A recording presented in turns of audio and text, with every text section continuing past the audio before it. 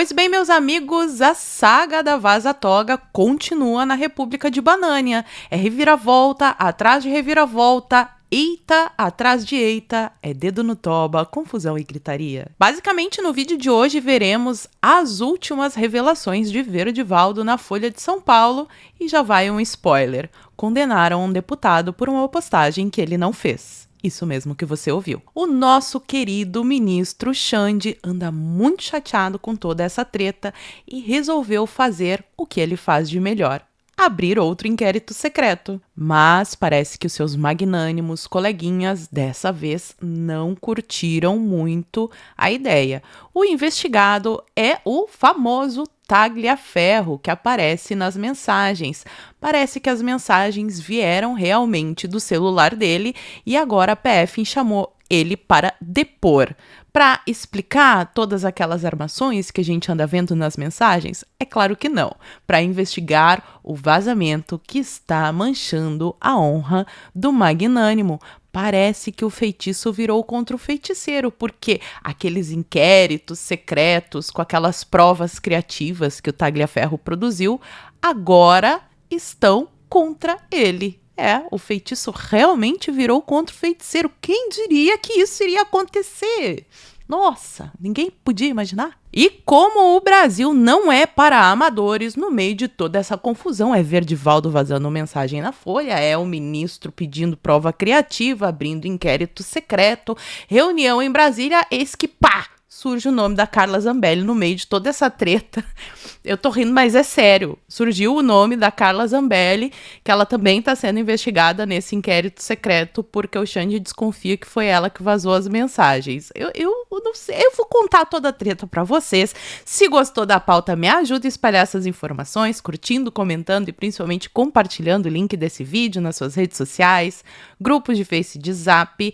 Dá uma verificada na tua inscrição, vê se ela continua ativa aqui no canal. Se não for inscrito, se inscreve, dá essa moralzinha pra mim e feita a introdução, vamos direto para esta pauta fofoquística. E lá vamos nós de novo para a Folha do Seu Paulo. Processo sigiloso revela erros e contradições de Moraes em uso de órgão do TSE. Procurado, o ministro informou que tá tudo dentro da normalidade, da legalidade, tudo é lindo, tudo é maravilhoso. Essa matéria saiu ontem, lá no finalzinho da tarde. Vamos direto aqui, ele faz uma introdução, mas a gente vai direto ao ponto aqui. Vou resumir para vocês. O caso teve origem em um sábado, dia 12 de novembro de 2022, após o fim das eleições. O TSE agindo após o fim das eleições, enfim, tá tudo normal.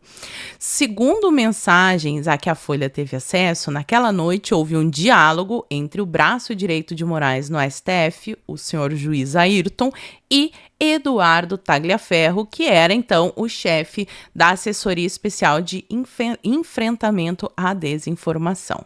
Às 22 horas, esse pessoal curte trabalhar de noite, né?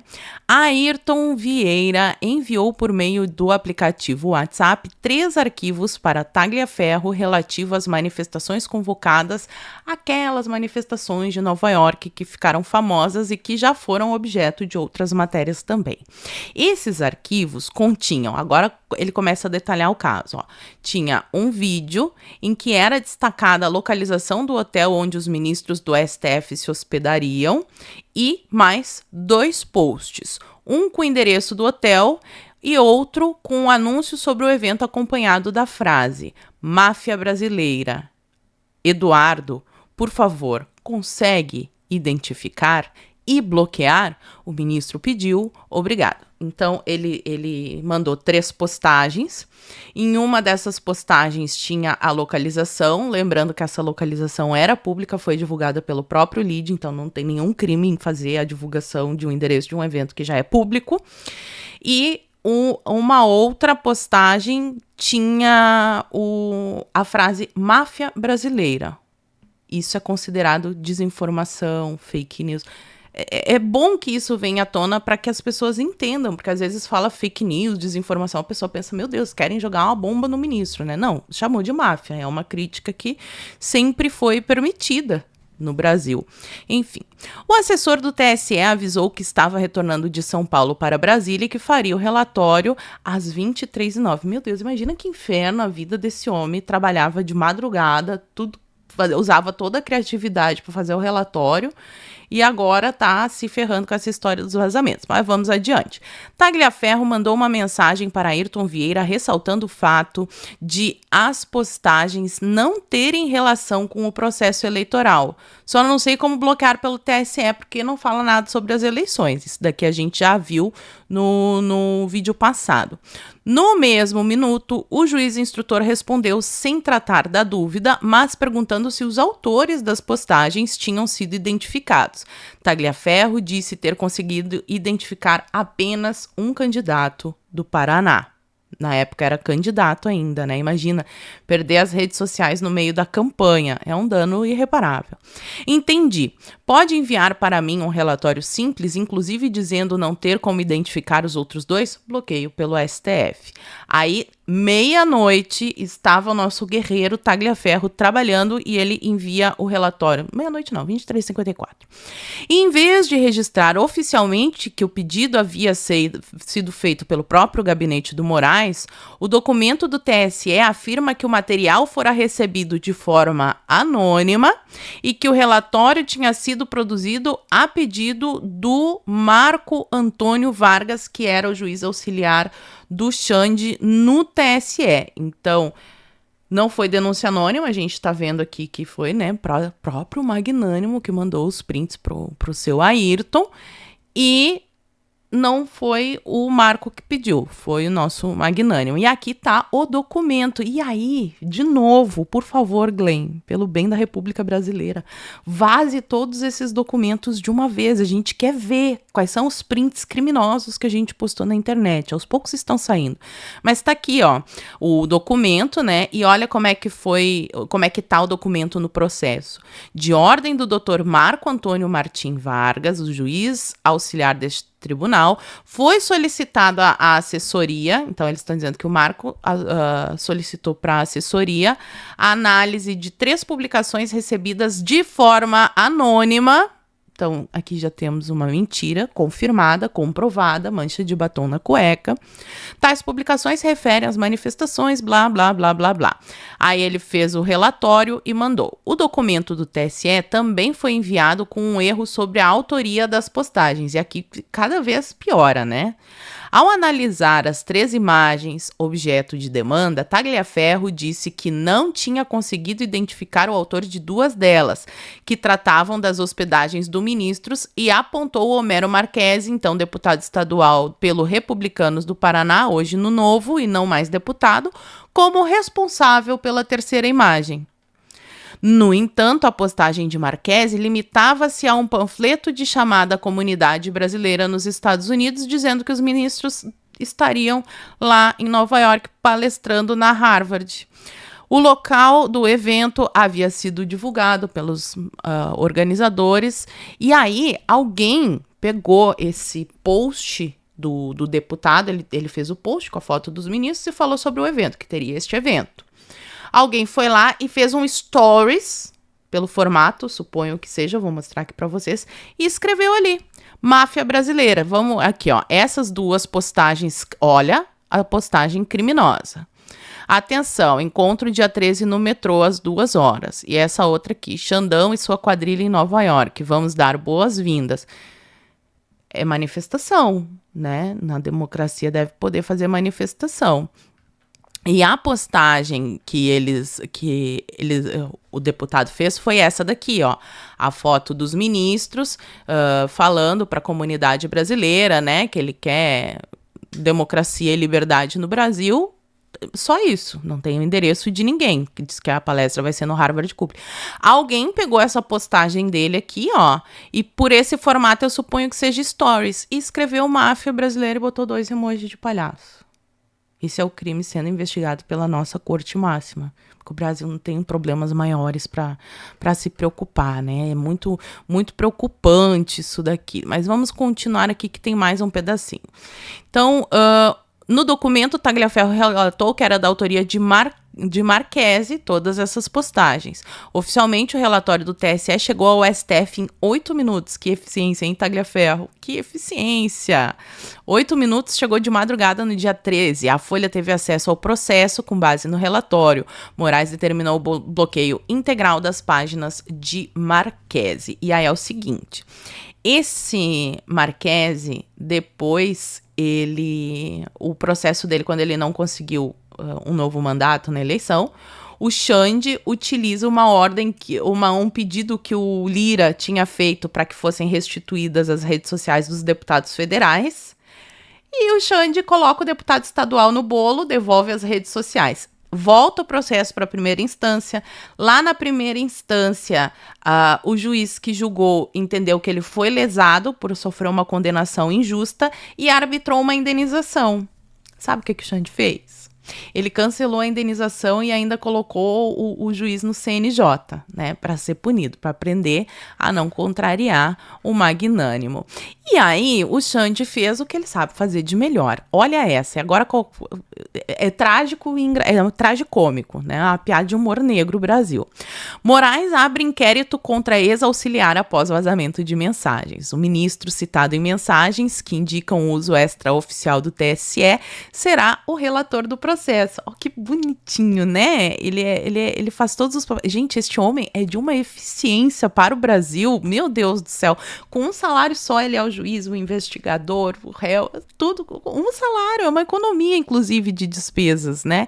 Aí aqui fala que o ministro abriu o inquérito, que obviamente tem relação com as mensagens. O processo tramita na corte em sigilo, é secreto.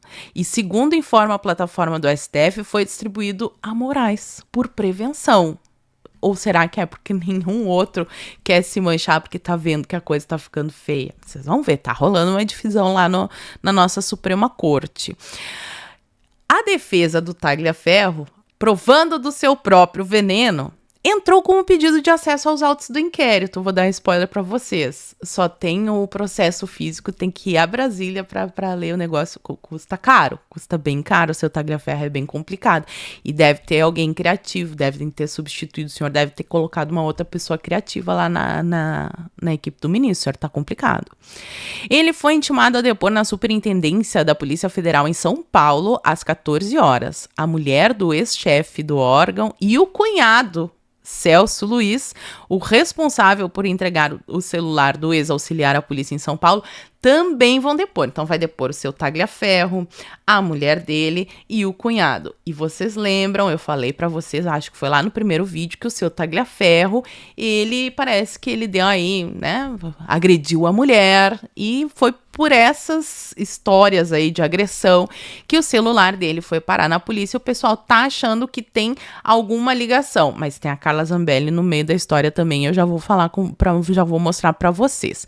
Na petição, os advogados do ex-chefe do EED do TSE alegam que o depoimento de Tagliaferro será prejudicado se os autos não forem disponibilizados. Parabéns, seu Tagliaferro. Bem-vindo ao nosso mundo. Bem-vindo ao lado de cá, porque é assim que acontece nos regimes. Eles começam investigando os opositores, mas vai todo mundo pro bolo. Daqui a pouco eu não duvido nem que a Folha do seu Paulo esteja também em um inquérito secreto, bloqueio de site para parar com essas matérias. Não duvido, eu não duvido, porque vontade eu tenho certeza que não falta. Ademais, desde já, sempre reforçando a disponibilidade do peticionário em contribuir com as investigações e a comparecer a todos e quaisquer atos aos quais restar intimado. O caso é investigado pela Diretoria de Inteligência Policial na sede da Polícia Federal em Brasília. Um delegado em missão foi destacado para cuidar da investigação. Esse delegado deve ser especial, né? Tem uma turma de delegados que são muito especiais lá. E, de repente, a CNN traz essa daqui. Basília Rodrigues me vem com essa bomba, agora de manhã. Inquérito aberto por Moraes cita Zambelli como suspeita de vazar mensagens. Meu Deus, vamos entender esse bolo aqui, ó.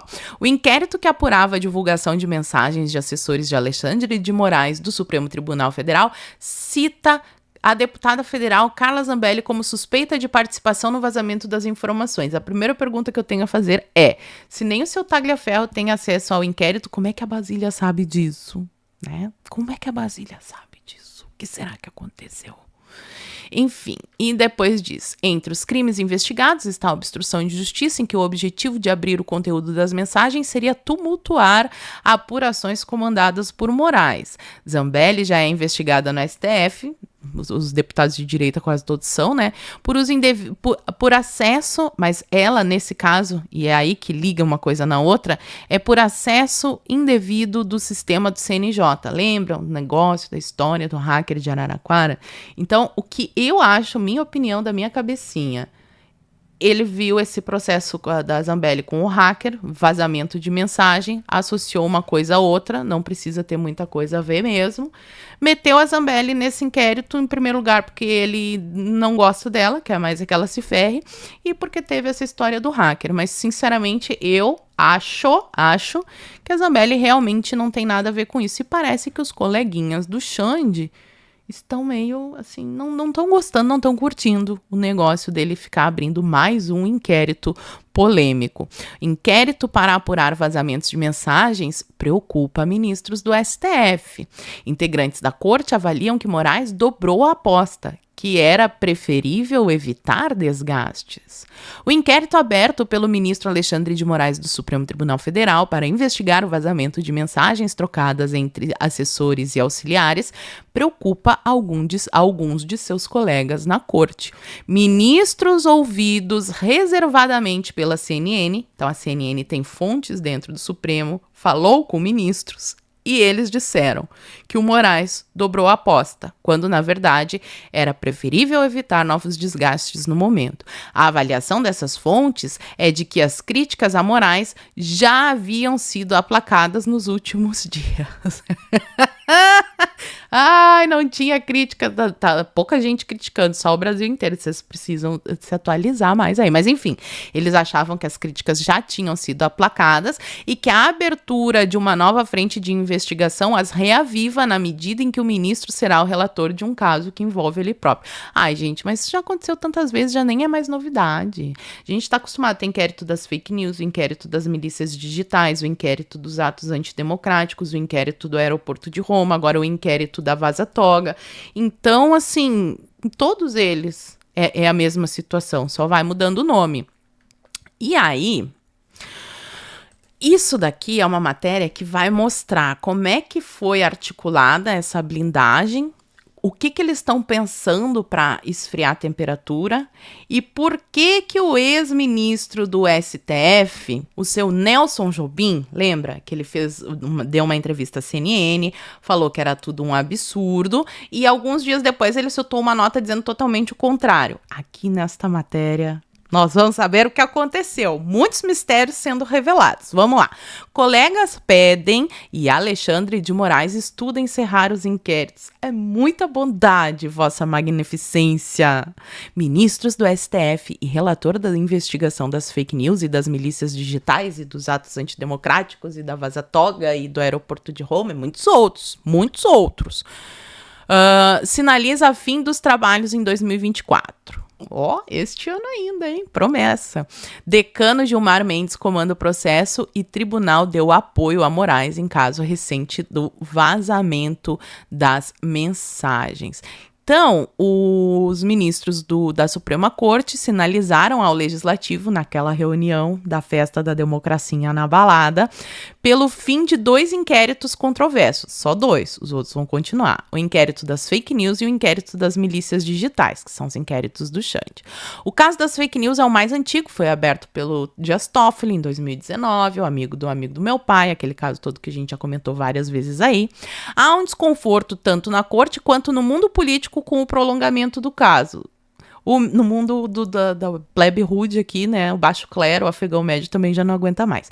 O mesmo sentimento existe sobre o inquérito das milícias digitais criado no ano seguinte, 2020. Sentimento em parte do establishment político, empresarial e no mundo dos operadores de direito é que essas investigações conduzidas pelo Xande se transformaram em inquéritos ônibus, nos quais quase tudo pode ser incluído e com critério nem sempre bem delimitado. Eu diria que tudo pode ser incluído, qualquer postagem que você fizer, porque as postagens que a gente tá vendo, assim, até agora não tem, eu vou cortar a cabeça do ministro, vou fazer isso, vou fazer aquilo. Não, tava falando ali sobre o evento, falou máfia brasileira, mas assim, tudo dentro da normalidade em um ambiente de liberdade de expressão. Mas a pergunta que fica é, vão encerrar esses 2 inquéritos e os outros?